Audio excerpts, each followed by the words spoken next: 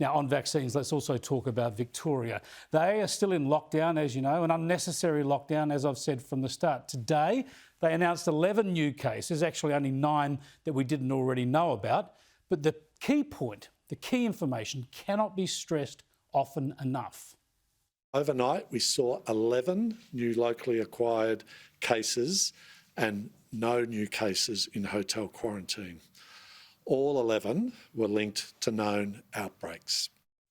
Yes, they were known outbreaks. They were already close contacts. In other words, they would have been in isolation, lockdown or not. So just further confirmation that the lockdown is unnecessary. The lockdown is adding nothing to Victoria's outbreak control. It's just causing pain and trauma for Victorians. Yet the state, as you know, has already been rewarded for its overreaction, with Canberra promising to fund half of its lockdown compensation payments last week. And now it's also being rewarded with an extra 100,000 vaccine jabs, which doesn't seem entirely fair to some of the other states. You know, fair is fair, and we should just proceed based on the size of every state. We are taking in lots of Aussies every week through Sydney Airport, and we do it because it's the right thing to do. We have a lot on our shoulders as well here in New South Wales, and I think it's only fair that we get our fair share of the vaccine.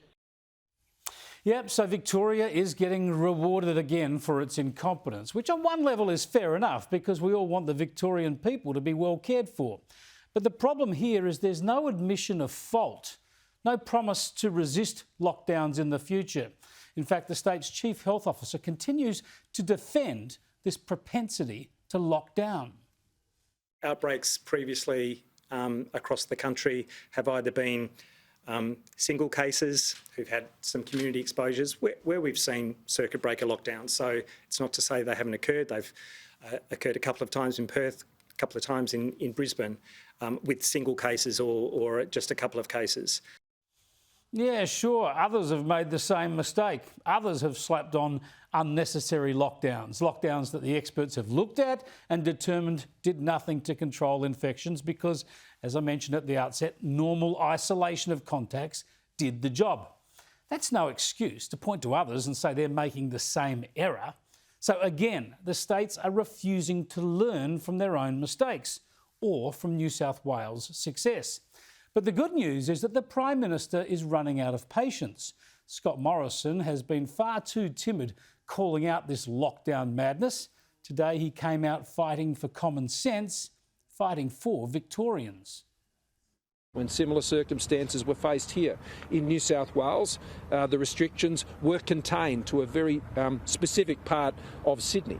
And so I would be urging that we move towards lifting those restrictions as soon as possible. Kids have lost enough time out of school over the course of the last 18 months. And it's very important we get those kids back to school as soon as possible. So I am hopeful that these restrictions in Victoria will be lifted as soon as possible. Yeah, I think Scott Morrison has worked out the politics here. He didn't want to oppose the lockdowns previously because the premiers were heroes for keeping people safe. Now they're starting to try and blame ScoMo for the lockdowns. He says, come on, guys, open up a bit quicker. It's good development, a pleasing development, because too many people are suffering as a consequence of panicked, jumpy state governments, and the PM should be calling them out.